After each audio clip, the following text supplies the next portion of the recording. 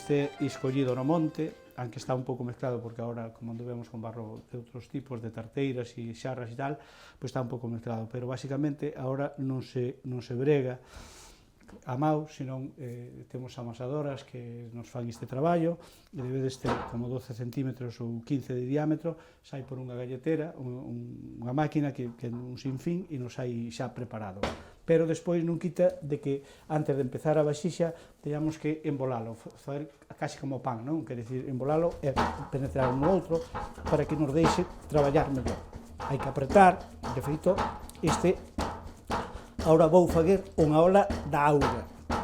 A ola que se utilizaría para ir buscar auga a fonte, no caso concreto, hoxe en día, pois as olas que se fixeron para o carnaval, que as fixo Enrique, pero máis ou menos é iso. Pois o primeiro paso, estamos nun torno, nunha roda, como chamamos sempre Niño de Águia, unha roda media antigua, que é feita moderna, con elementos de ferro e tal, porque antigamente as rodas levaban unha corda, eu non acordo, pero era unha corda de esparto pegada contra aquí con vío de madeira. Eu acórdome que vin en Portugal, haberá uns 35 anos, un alfarero portugués tiña como unha soga, grasa de porco, e movíase a roda e estaba atravesada nun pau nunha esquina, e vin as cafeteras máis ben feitas da miña vida, viñas ese señor. Era ao lado de Berín, un puliño cerquiña, que agora xa non existe esa louza negra, e, bueno, pois Niño de Águia non ten nada que ver, porque Niño de Águia conócese por o barro amarelo, por este cor amareliño, que isto era a bacenilla pequena, despois esta mesma en grande con dúas asas sería a bacenilla familiar, que se puña no medio da sala, as vacas estaban en baixo, a corte, arriba estaba a vivienda, e no fallado era onde traballaban os alfareiros de Niño de Águia. E aquí temos un simulacro de un canizo, feito un simulacro que arriba temos unha cama, e aquí traballarían, faguirían o lume, as mulleres faguirían de comer. Imos faguer unha ola. A primeira cousa que imos faguer é pola centrar o barro ben centradiño na roda, e unha vez que estea centrado, despois de aí podese faguer o que se queira, o que o alfareiro queira.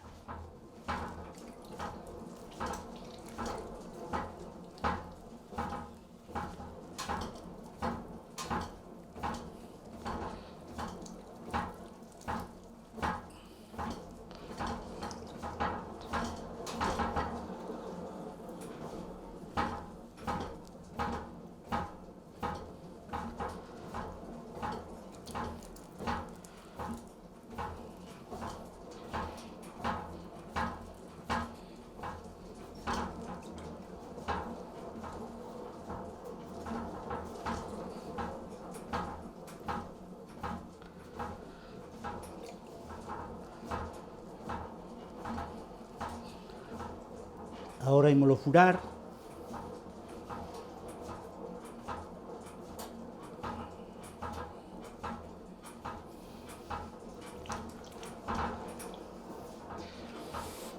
De feito, agora que hai xente aquí de arredor, os cacharreiros de Niño de Águia, cando lle molestaba alguén, deixaban de faguer a roda, collían un cacho de barro e batanábano. Pero furábano no medio, botabanlle barromelas ou auga, e batanaban, esparcíase, e xa non faía falta dicirle a xente vaite. Xa eles collían o andante e se marchaban.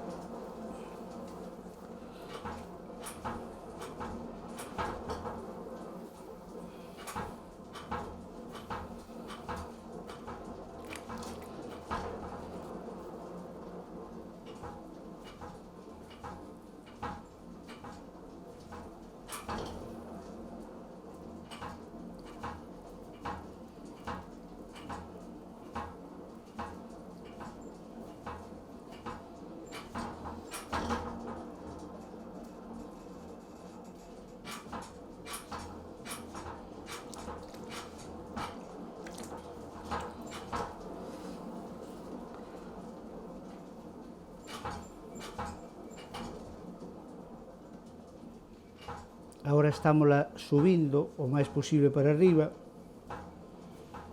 para faguela según a cantidad de barro que ten, pois máis ou menos nos damos a altura que máis ou menos queremos con 20 co barro nos vai dar para faguer a ola.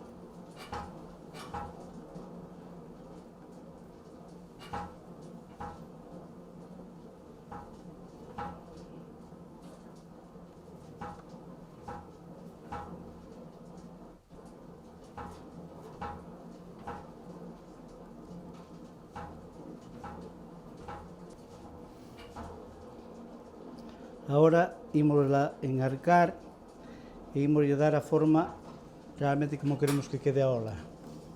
Agora xa subimos máis ou menos, ainda podíase subir un poquinho máis, pero como eu non estou habituado a traballar no torno este, pois non podo tirar moito máis por ela, pero si ainda daba un poquinho máis de alto,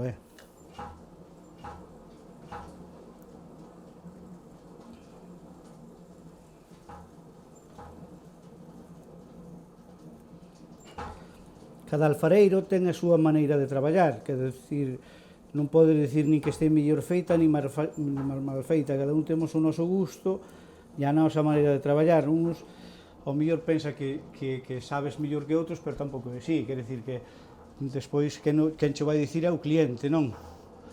Se lle gusta máis ou lle gusta menos.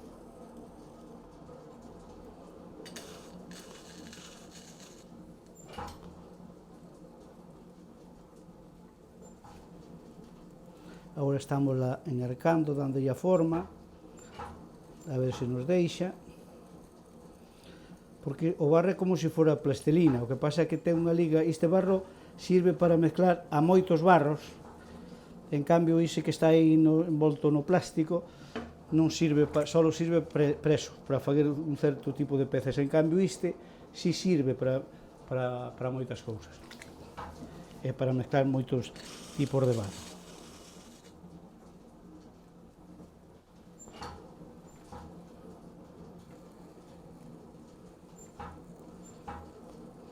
Isto sería, deixando así, sería a ola para tirar no carnaval, para romper no carnaval. E se a deixamos así, e lle pomos un platiño furado aquí por riba, con pau sería a ola de mazar o leite.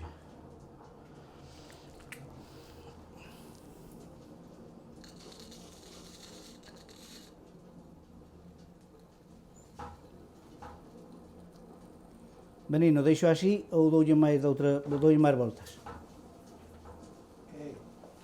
Deixo así ou doulle máis voltas? Ao teu gusto.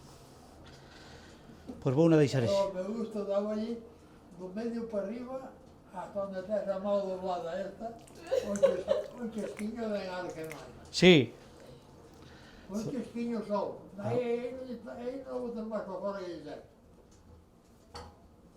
Vamos a fazer caso ao maestro. Sí.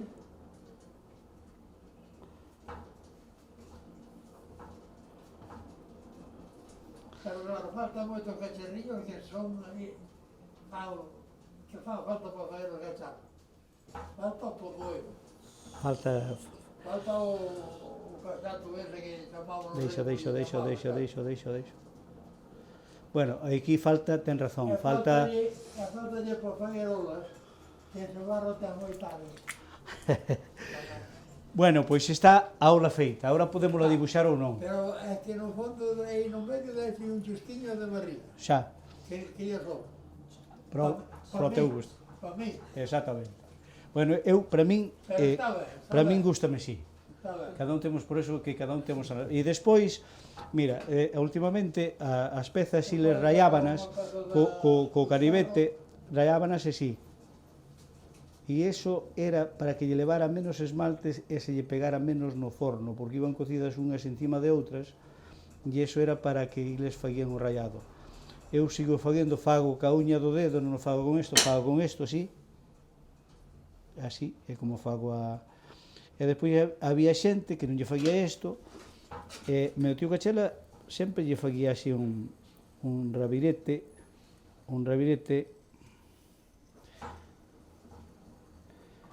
que lle faguía así, faguía isto, e despois faguía isto. Pero iso cada cacharreiro faguía a súa historia. E isto é como se fai unha peza de barro. Este neste caso unha ola, ben podía ser unha ola, ben podía ser cerrámosle un botixo, pois o que se queira.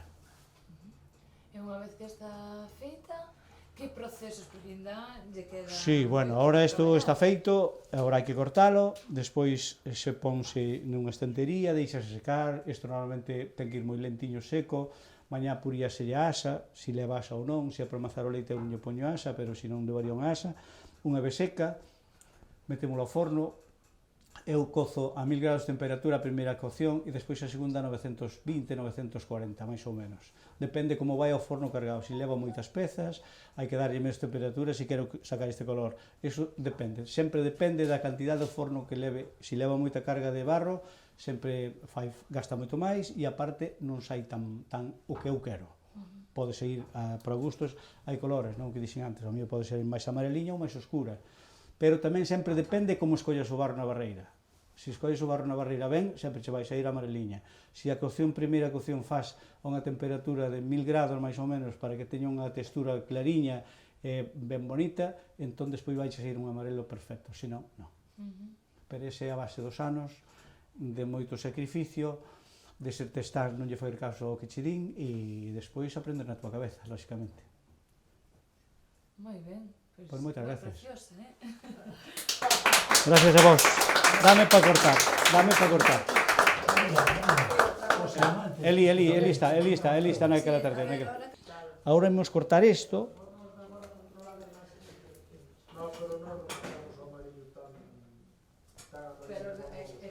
Mira, isto agora para que saia do eso, pómola aquí. Unha vez que está así, pómoslle un asa ou non, depende pouco que iramos, non? E despois, unha vez seca, que máis ou menos bota 8 días, porque despois hai que secala 3-4 días moi lentiñamente, despois sai a fora, metémolo ao forno a primeira vez. Unha vez que saquemos do forno a primeira cocción, dámoslle o esmalte, que é miño e cuarzo, un 50% máis ou menos, sabes?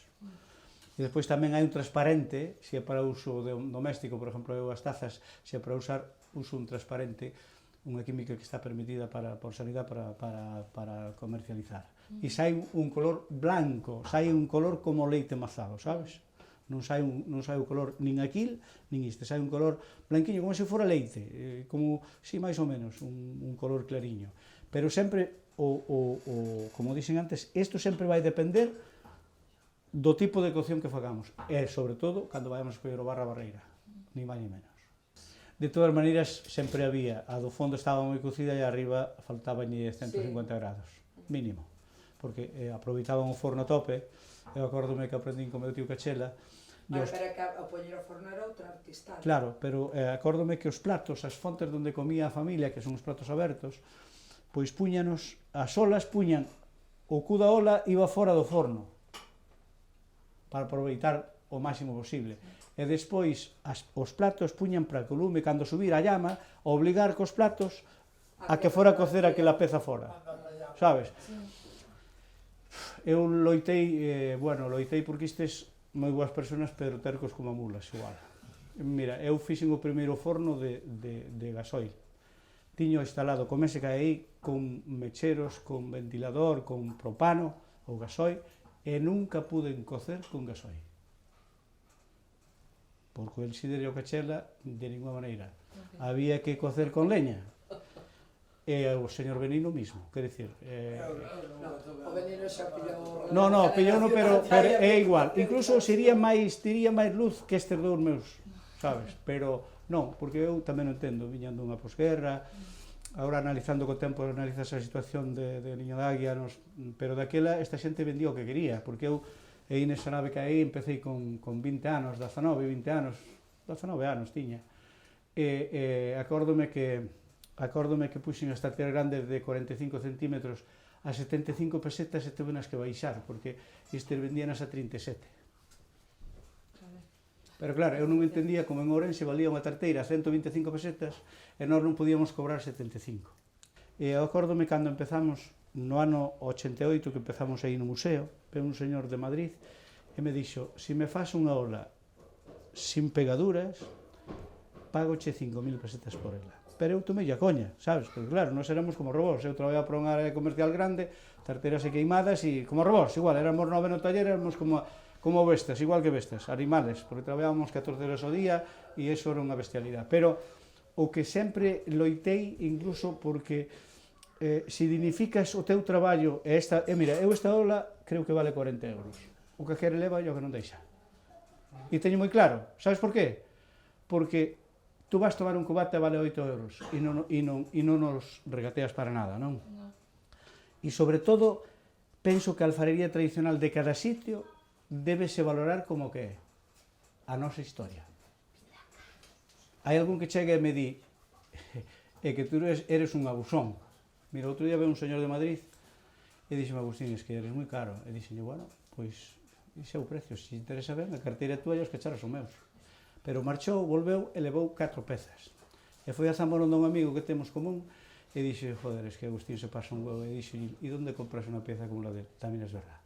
Claro, se nós non nos valoramos, o que dixen antes, se non valoramos a fala, se non valoramos o medio onde vives, se o cacharro é o último recuncho non. Eu, mira, eu teño arquitectos na familia, teño médicos, teño de todo, non? Eu non lle cambio o oficio diles por o meu. Deume para vivir dignamente, teño 2 fillos, teño 2 noras, teño 3 netos, gustaríame que se preparara. É dicir, a xente que este como mínimo co, pero despois eu volvería a ser cacharreiro, faguiría química e dibuixo. E esta ten o oficio equivocado. Totalmente equivocado. Pero bueno, é así.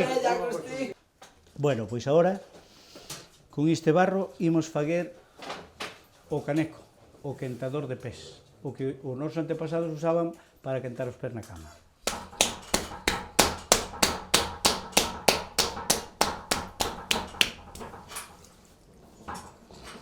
Imos seguir centrando o barro ben centradiño, para que imos ter que quitar esta ola, porque senón vai cair.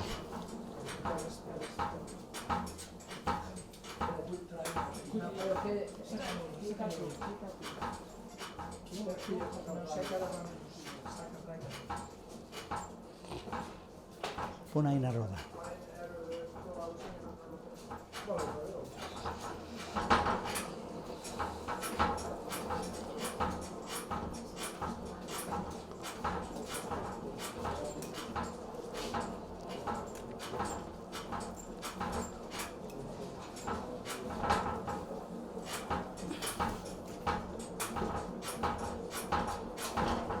A ver, agora está centrado, abrímolo,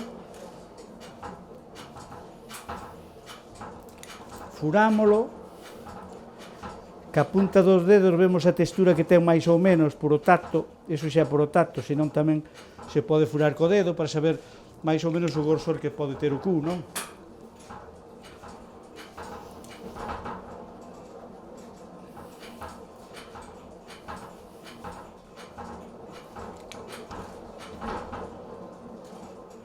Agora subímolo.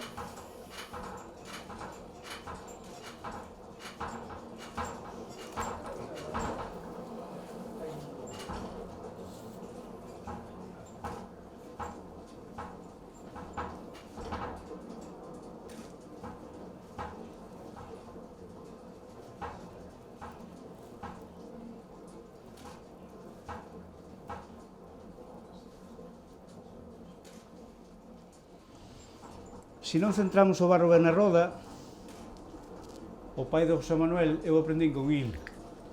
Estaba ao lado meu e nunca centrou o barro ben na roda. E despois, claro, o Enrique acordarase, non centraba o barro ben na roda e a peza andaba así. Porque, claro, non se centra e sempre andaba así. E ele andaba ca cabeza así.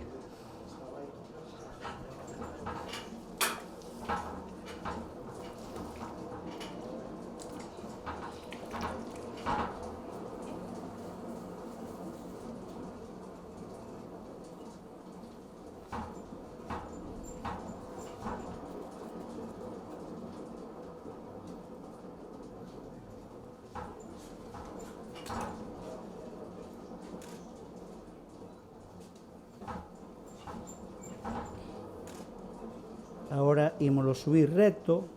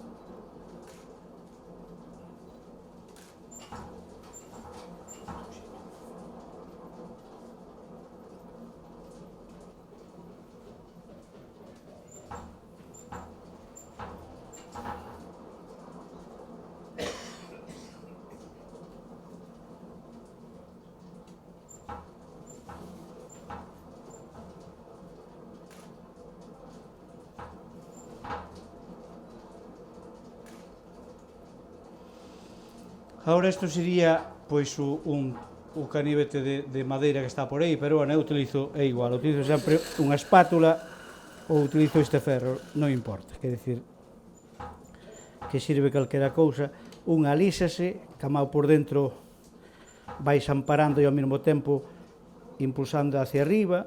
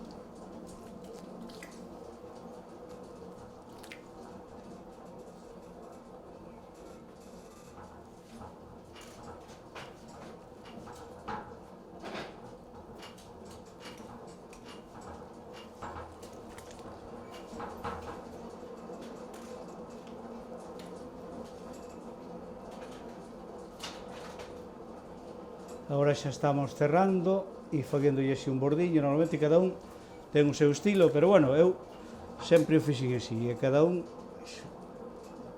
maestrillo ten o seu librillo. E aquí despois isto levaba un corcho e puñanlle auga quente, o que tiña unha toalla envolvía na toalla.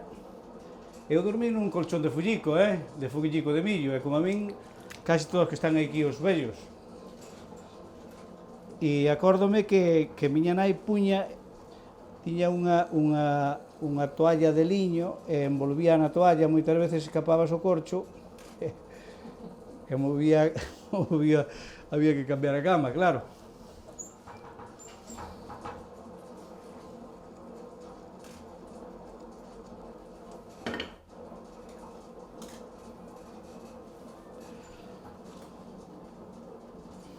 eu sempre lle fago este borde, pero fago yo porque así, despois, cando asmalto, non se me escapa das manos, non? E despois, mira, normalmente fago yo rallado ca uña. Despois paso a esponxa, limpo moi curiosiño, pero neste caso vou fazer ao revés, porque tamén fago isto, mira.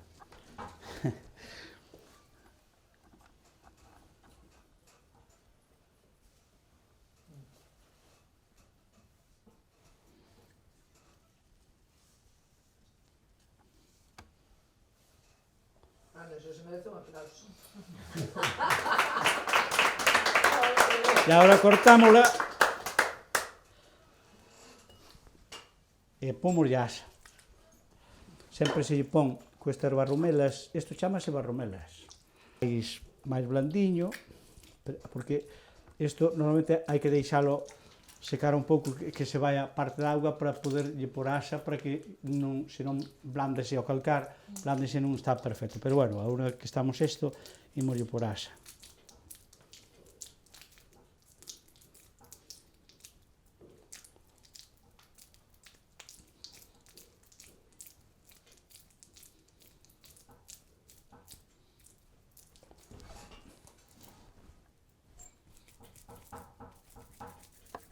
A roda non está moi, porque non está centradiña e non está moi ben. Vamos a ver, mira.